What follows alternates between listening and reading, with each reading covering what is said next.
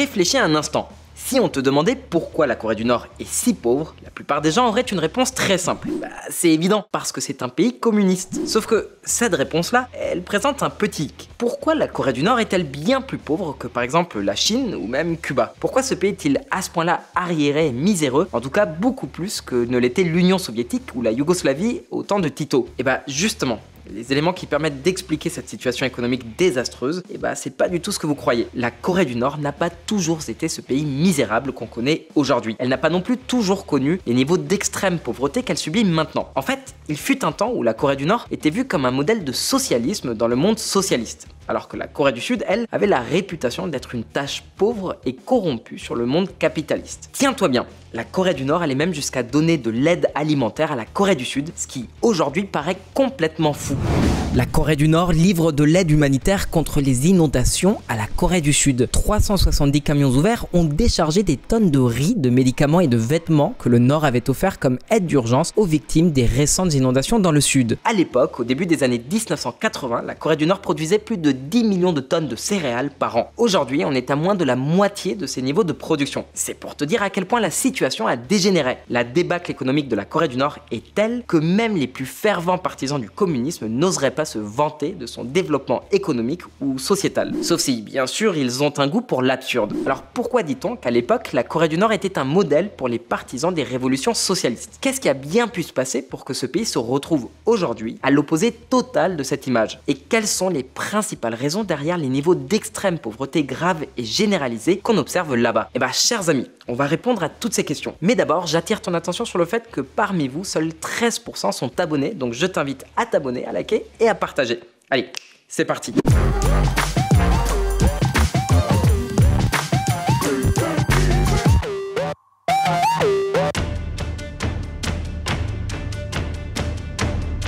Alors, quand on dit que le communisme n'est pas la seule raison qui explique l'extrême pauvreté de la Corée du Nord aujourd'hui, il faut remonter dans le passé, plus précisément à cette période sombre du XXe siècle où le monde était divisé en deux grands blocs, d'un côté le capitalisme et de l'autre le communisme. Et attention, dans cette vidéo, on va pas te sortir le cliché habituel comme quoi la Corée du Nord était plus riche que la Corée du Sud jusqu'au milieu des années 70. Ça, on l'a déjà dit plusieurs fois, même sur cette chaîne. On va creuser un peu plus pour comprendre ce qu'il s'est réellement passé. Ceci dit, ce dont on parle peut-être moins, c'est que jusqu'en 1993 environ, donc il n'y a pas si longtemps que ça, la Corée du Nord avait un PIB par habitant supérieur à celui de la Chine. En gros, ça veut dire qu'elle était d'une certaine façon plus riche. Je le répète, 1993. Surtout quand on voit l'abîme qui sépare aujourd'hui les deux pays. Parce que, en gros, on peut dire que ce pays ermite est passé du statut de meilleur élève de l'orbite communiste à celui de cancre total, incapable de réussir quoi que ce soit.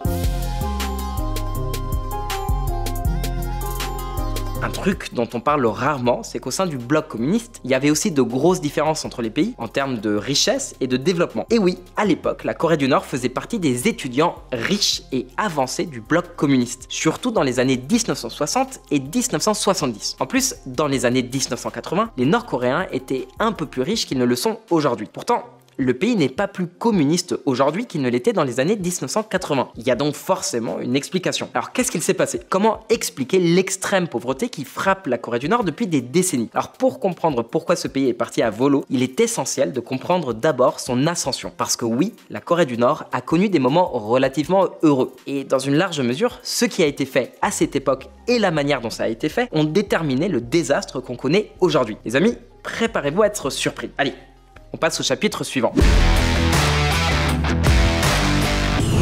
Le socialisme exemplaire. La guerre de Corée, qui a opposé la Corée du Nord et la Corée du Sud entre 1950 et 1953, a tout détruit sur son passage, laissant les deux pays en ruine, plongés dans une énorme crise économique et humanitaire. À cette époque, la manière dont chaque pays allait se relever de la guerre était vue comme un test pour démontrer lesquels des deux systèmes, le capitalisme ou le communisme, était le meilleur. Aujourd'hui, ça peut paraître évident, mais à l'époque, même des intellectuels et des universitaires en Occident et aux États-Unis en particulier avaient des doutes. C'est pour ça que les deux superpuissances de l'époque, les États-Unis États-Unis et l'Union soviétique prenaient très au sérieux l'aide apportée à leurs alliés coréens respectifs après la guerre. Les États-Unis et leurs alliés occidentaux ont injecté des sommes considérables en Corée du Sud, avec des prêts à faible intérêt. Pendant ce temps, l'URSS et la Chine ont fait la même chose pour la Corée du Nord, injectant environ 2 milliards de dollars entre 1950 et 1970, en plus d'énormes quantités de ressources essentielles pour reconstruire et industrialiser le pays.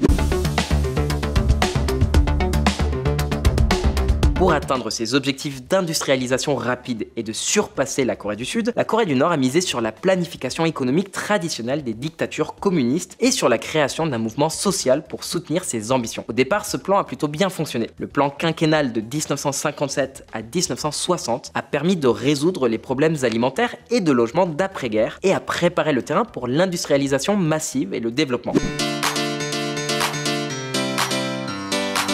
Entre 1953 et 1958, la croissance industrielle en Corée du Nord atteignait un taux annuel moyen impressionnant de 43%. Mais ça, c'est d'un point de vue macroéconomique. La microéconomie, c'est-à-dire l'économie de la rue, elle n'a pas suivi. Pour y remédier, le régime a lancé en 1958 le mouvement Cholima, une sorte de version nord-coréenne du stakhanovisme soviétique destiné à booster la productivité des travailleurs sans les compenser matériellement, mais en les poussant à atteindre des objectifs de production très élevés. Les meilleurs ouvriers étaient glorifiés par la propagande comme des héros du peuple.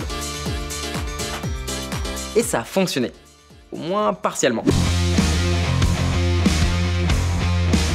Par exemple, la production d'acier a augmenté de 53% en 1959 par rapport à l'année précédente, avec des travailleurs qui allongeaient leurs heures de travail et travaillaient même le week-end. Grâce à tous ces efforts, dans les années 1960 et 1970, le pays se portait plutôt bien, surtout compte tenu de son point de départ. Le PIB affichait des taux de croissance spectaculaires, parfois supérieurs à 10%, voire proches de 25% dans les meilleures années. La production agricole triplait en une décennie, du pétrole bon marché arrivé d'Union soviétique et des technologies industrielles d'Allemagne de l'Est et d'autres pays du bloc de l'Est contribuaient à un développement rapide de l'industrie nord-coréenne qui était même plus avancée que celle de la Corée du Sud et de la Chine à l'époque. Entre le début des années 1970 et 1985, le PIB nominal par habitant est passé de 384 $ à 836 $. Encore bas, mais pour te donner une idée, la Chine n'a dépassé les 600 $ par habitant qu'en 1995. Pyongyang se développait rapidement avec de nouvelles industries, des infrastructures modernes et la ville ressemblait à un modèle socialiste avec ses larges avenues, ses jardins, ses fontaines et ses transports modernes. Dans les années 1960 et 1970, la Corée du Nord avait une espérance de vie qui montait à 70 ans et un taux de mortalité infantile qui chutait drastiquement. Même dans les années 1980, Pyongyang était influente en Asie avec des modes qui inspiraient la Chine et d'autres pays du bloc socialiste. Un autre pilier de la croissance nord-coréenne était l'exploitation minière. La Corée du Nord exportait des minéraux comme la magnésite, le zinc, le tungstène et le fer, échangés contre des devises, du pétrole et des technologies. La Corée du Nord devenait un acteur important dans le monde communiste et tentait même de jouer un rôle plus global en tissant des liens avec des pays non alignés, en Afrique, au Moyen-Orient et en Asie du Sud-Est. Ça peut sembler contradictoire vu l'idéologie du Juche, centrée sur l'autarcie, mais en réalité, la Corée du Nord de l'époque n'était pas si fermée. Elle jouissait d'une certaine prospérité, bien que relative et dans un contexte communiste. Alors, comment est-on passé de cette situation à l'une des pires famines de l'histoire à la fin des années 1990 ? Quelles erreurs ont été commises pour en arriver là ? Si l'histoire de la Corée du Nord était un film, on en serait exactement au moment où la musique devient tendue et où on commence à sentir que les choses vont sérieusement mal tourner. Et c'est précisément ce qui s'est passé. Écoute bien. Les raisons de cet échec. L'idéologie politique de la Corée du Nord est profondément marquée par le Juche, une doctrine imposée par le dictateur Kim Il-sung. Cette version nord-coréenne du communisme prône l'autarcie comme moyen de protéger la souveraineté et de maintenir la révolution. En gros, c'est une sorte de mélange entre je me débrouille tout seul et je n'ai besoin de personne, saupoudré de beaucoup de théories communistes. Le Juche, ça peut sembler brillant sur le papier, mais dans la réalité, c'est plus compliqué que d'assembler un meuble Ikea sans les instructions. Mais attends. C'est pas tout. Malgré le Juche, comme on l'a dit, la Corée du Nord commerçait énormément avec les autres pays du bloc socialiste.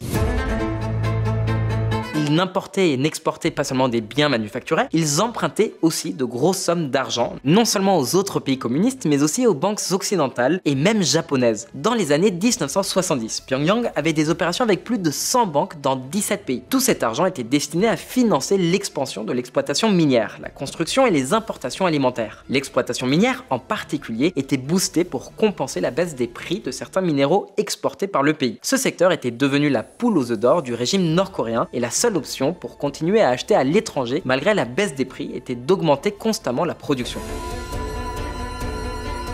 Sauf que, tu t'en doutes, c'était une très mauvaise idée. Rapidement, les Nord-Coréens se sont retrouvés incapables de rembourser leurs dettes. Leurs emprunts ont dû être rééchelonnés en 1977, 1980 et 1984. Mais au final, la Corée du Nord n'a tout simplement pas pu rembourser. Bref, le pays est entré en défaut de paiement. Et ça, c'était le début de la fin pour l'optimisme nord-coréen.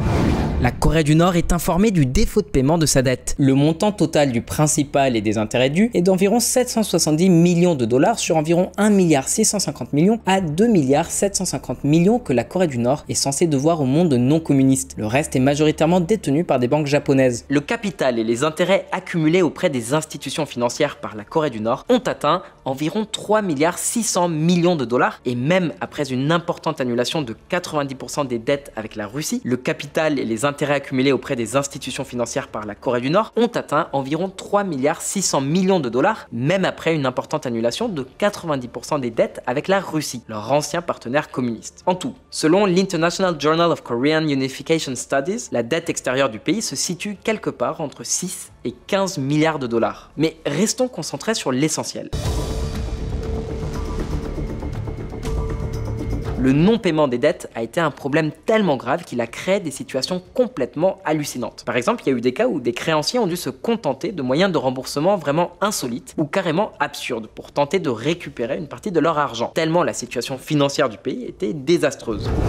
Les Volvo jamais payés de la Corée du Nord marchent toujours bien après 5 décennies. L'Office national suédois de garantie des crédits à l'exportation a estimé l'encours de la dette sur les 1000 véhicules Volvo commandés par la Corée du Nord il y a près de 50 ans à 2,9 milliards de couronnes suédoises. Le contrat d'achat initial était de 600 millions de couronnes. Et je sais ce que tu penses, mais Sancho, aucun pays ne meurt de faim et ne reste figé pendant 30 ans juste parce qu'il a des dettes. Il doit y avoir autre chose, non? Eh bah, t'as tout à fait raison. Dire que la Corée du Nord est coincée dans le passé simplement à cause de dettes impayées, c'est comme dire qu'une fête est ratée juste parce qu'il n'y avait pas ces petits parapluies dans les cocktails. Et bah, clairement, il y a bien plus de choses en jeu. Oui, la vérité, c'est qu'il y a plein d'autres facteurs. Au-delà de leur incapacité à adapter leur modèle économique aux changements globaux, d'autres erreurs fatales ont été commises en cours de route. Des erreurs qui sont étroitement liées au manque de perspective de marché, à l'absence de supervision et de contrôle de la part des dirigeants, et bien sûr, à la corruption. Deux éléments clés expliquent en grande partie pourquoi la Corée du Nord se trouve aujourd'hui dans une situation aussi catastrophique. Le premier, c'est que dans les années 1980, à la différence du reste du monde communiste, la Corée du Nord n'a entrepris aucune réforme substantielle de son système économique et politique. Des réformes qui ont eu lieu chez ses mentors, l'Union soviétique et la Chine par exemple. Résultat, l'économie nord-coréenne est restée en dehors de la mondialisation et n'a reçu aucun investissement, ce qui a entraîné un effondrement progressif de sa compétitivité. Les nouvelles usines chinoises étaient bien plus productives, notamment grâce aux liens qu'elles entretenaient avec l'Occident. Ainsi, les entreprises et industries nord-coréennes ont commencé à disparaître ou sont devenues si obsolètes qu'elles n'étaient plus capables de rivaliser. En conséquence, les exportations nord-coréennes se sont effondrées. Pendant que la Chine et la Corée du Sud ouvraient leurs portes aux investissements et aux technologies étrangères, la Corée du Nord restait totalement à l'écart de ce processus. En gros, pendant que la Chine et la Corée du Sud rattrapaient leur retard sur le monde moderne, la Corée du Nord restait coincée dans le passé. L'autre raison, sans doute la plus importante, c'est qu'à partir des années 1970 et encore plus dans les années 1980, la Corée du Nord a lancé un vaste programme d'expansion militaire. Ce programme visait à garantir l'indépendance militaire totale de la Corée du Nord pour qu'elle ne dépende en cas de guerre ni des soviétiques ni des chinois. Les effets de cette décision ont été désastreux. D'un côté, une énorme quantité de ressources a été détournée de l'économie civile vers l'armée et de l'autre, le développement des infrastructures nécessaires pour soutenir l'économie productive a été négligé. Par exemple, le réseau routier, les ports et les infrastructures hydrauliques ont été complètement délaissés, rendant le pays extrêmement vulnérable aux sécheresses et aux inondations. C'est ce qui a préparé le terrain pour ce qui allait suivre. La marche ardue, un sujet dont on te reparlera un peu plus tard. En attendant, la militarisation du pays a commencé à prendre une tournure vraiment inquiétante. En 1993, alors que le bloc communiste était déjà effondré, la Corée du Nord a annoncé son intention de se retirer du traité de non-prolifération nucléaire, même si elle avait ratifié seulement 8 ans plus tôt. Ça serait malhonnête intellectuellement de ne pas admettre que l'Occident, et en premier lieu les États-Unis, ont une part de responsabilité dans cette décision. N'empêche qu'en 1994, elle a annulé ce retrait, mais finalement, en 2003, elle a bel et bien quitté l'accord. C'est dire à quel point la situation a pris une direction de plus en plus risquée et déconnectée du reste du monde, contribuant encore davantage à l'isolement et à la dégradation économique de la Corée du Nord. La Corée du Nord se retire du traité nucléaire. Pyongyang a déclaré qu'il réactivait les installations de Yongbyon en représailles à la décision de Washington de suspendre ses expéditions de pétrole après que le Nord a révélé l'existence d'un autre programme nucléaire clandestin. Les amis, le régime de Pyongyang a commencé à rechercher des armes de destruction massive coûte que coûte, une décision qui a été fatidique pour une économie déjà en grande difficulté.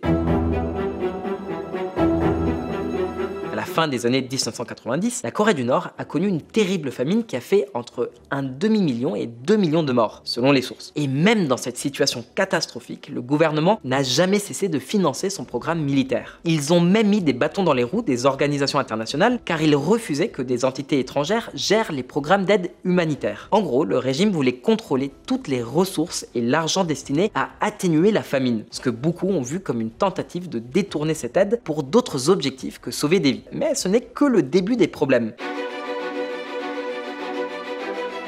En 2006, 3 ans plus tard, la Corée du Nord a réalisé son premier essai nucléaire, ce qui a entraîné le premier ensemble de sanctions économiques contre le pays approuvé par l'ONU, ainsi que des sanctions unilatérales de la part de plusieurs pays. Et même si ça peut paraître contre-intuitif, jusqu'en 2006, la Corée du Nord avait encore une économie capable d'importer et d'exporter à peu près ce qu'elle voulait, avec très peu de restrictions. Mais avec ce premier essai nucléaire, tout a changé. Les sanctions du Conseil de sécurité de l'ONU ont commencé à s'accumuler. Le problème, c'était pas seulement les sanctions, mais surtout la décision du régime de poursuivre un programme nucléaire à grande échelle, en pleine famine, tout en ignorant complètement les réactions internationales. Et tu sais quoi? D'un point de vue strictement politique, cette stratégie a pu sembler logique pour le régime. La preuve, en 2023, soit 20 ans plus tard, le régime est toujours en place. Cependant, pour sa population et son économie, c'était probablement la pire idée possible.